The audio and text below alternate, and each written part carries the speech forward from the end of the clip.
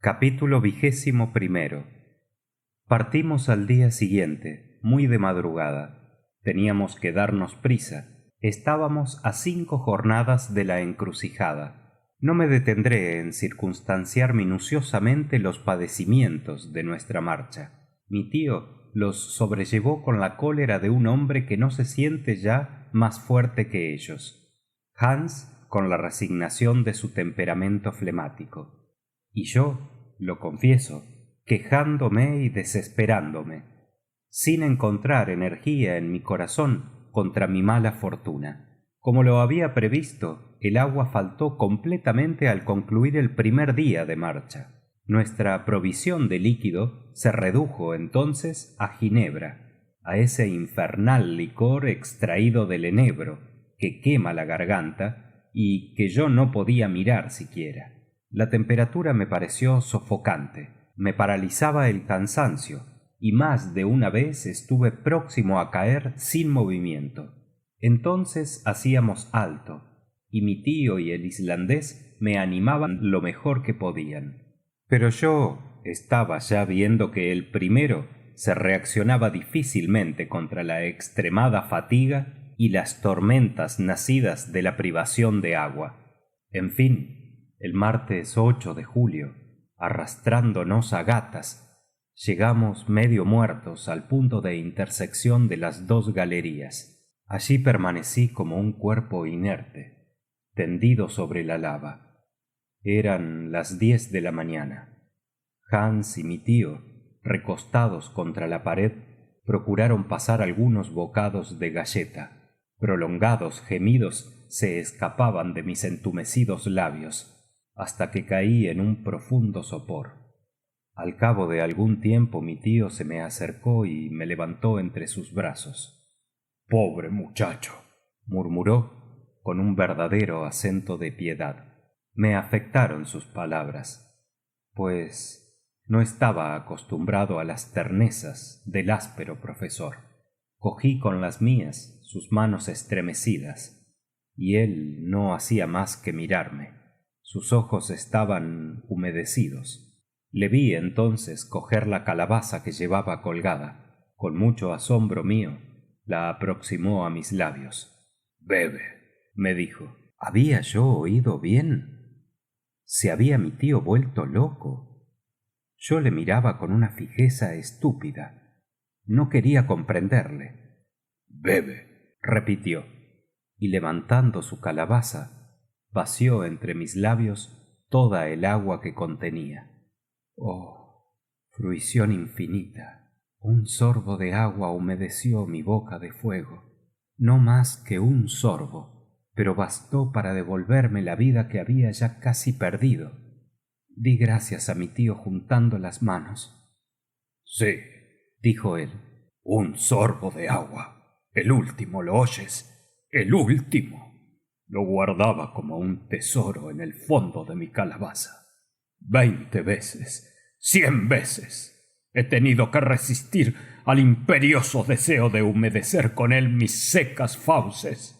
Pero no, Axel. Lo reservaba para ti. «Tío mío», murmuré. Gruesas lágrimas brotaron de mis ojos. «Sí, pobre muchacho. Sabía que al llegar a esta encrucijada caerías medio muerto, y he conservado para reanimarte mis últimas gotas de agua». «Gracias», exclamé. Aquel sorbo de agua, aunque muy insuficiente para apagar mi sed devoradora, me infundió algún aliento. Se produjo alguna relajación en los músculos de mi garganta, hasta entonces contraídos, y se suavizaron un poco mis labios abrasados. Podía hablar. «Veamos», dije. «No podemos tomar más que un partido. Carecemos de agua. Es forzoso retroceder». Oyéndome hablar así, mi tío procuraba no mirarme. Bajaba la cabeza, sus ojos huían de los míos. «Es preciso retroceder», repetí, «y volver a tomar el camino del Sneffels. Que Dios nos dé fuerza para subir a la cima del cráter». «¿Retroceder?», exclamó mi tío. contestando tal vez a su propio pensamiento y no a mis palabras. Sí, retroceder y sin pérdida de un instante. Hubo una pausa bastante larga. Así pues, Axel, repuso el profesor con un tono extraño. el sorbo de agua que te he dado no te ha devuelto el valor y la energía. ¿El valor? Te veo abatido como antes y pronunciando aún palabras de desesperación. ¿Con qué hombre tenía que luchar? ¿Qué proyectos podía acariciar todavía aquella atrevida mente? ¿Cómo? ¿No queréis renunciar a esta expedición en el momento de anunciarme todo que puedo llevarla a cabo? ¡Jamás! Entonces, ¿hay que resignarse a morir? No, Axel, no. Parte. Yo no quiero tu muerte. Que Hans te acompañe. Déjame solo. ¿Abandonaros? Déjame, te digo. He empezado este viaje y lo he de concluir. O no volveré. Vete, Axel. ¡Vete! Mi tío hablaba con extraordinario calor. Su voz, instantáneamente afable, excepcionalmente cariñosa, volvió a ser dura y amenazadora. Con sombría energía luchaba contra lo imposible. Yo no quería abandonarle en el fondo de aquel abismo, pero, al mismo tiempo, el instinto de conservación me mandaba huir de él. El guía seguía esta escena con su indiferencia de costumbre. Comprendía, sin embargo, lo que pasaba entre sus dos compañeros. Nuestros ademanes indicaban demasiado la vía diferente por la cual cada uno de nosotros procuraba arrastrar al otro. Pero Hans tomaba, al parecer, poco interés en una cuestión en que su existencia se hallaba, sin embargo, comprometida, y permanecía dispuesto a marchar si se le daba la señal de marcha, y dispuesto a quedarse a la menor intimación de su amo. ¿Qué no hubiera yo dado en aquel instante para hacerme comprender por Hans? Mis palabras, mis gemidos, mi acento habrían triunfado de su fría naturaleza.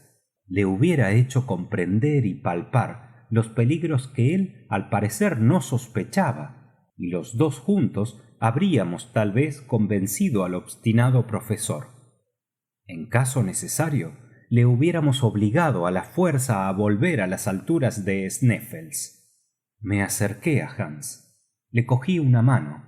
Él no se movió siquiera. Le indiqué el camino del cráter. Permaneció inmóvil.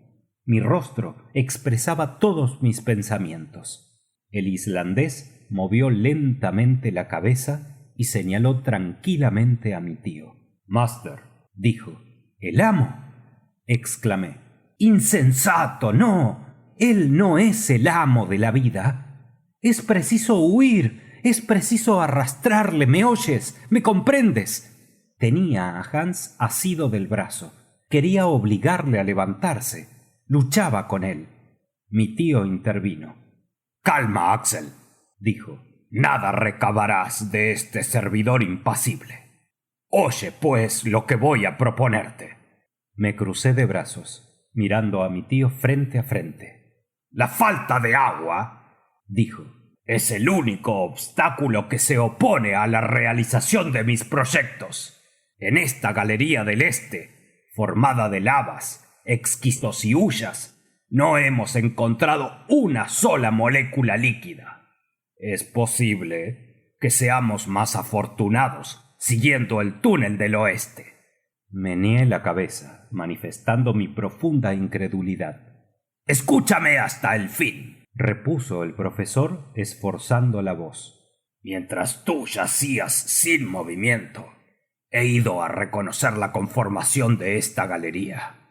Se hunde directamente en las entrañas del globo, y en pocas horas nos conducirá a la masa granítica. Allí hemos de encontrar manantiales abundantes. Así lo quiere la naturaleza de la roca, y el instinto está de acuerdo con la lógica para apoyar mi convicción. He aquí, pues, lo que voy a proponerte. Cuando Colón pidió 3 días a sus tripulantes para encontrar las nuevas tierras, sus tripulantes enfermos, arredrados, accedieron sin embargo a su demanda, y él descubrió el Nuevo Mundo. Yo, el Colón de estas regiones subterráneas, no te pido más que un día. Si, pasado este día, no he encontrado el agua que nos falta, te lo juro, volveremos a la superficie de la tierra. A pesar de mi irritación, me conmovieron las palabras de mi tío y la violencia que se hacía para usar semejante lenguaje. Pues bien, exclamé, hágase como lo deseáis, y que Dios recompense vuestra energía sobrehumana. No os quedan más que algunas horas para tentar la suerte. ¡En marcha! Fin del capítulo 21.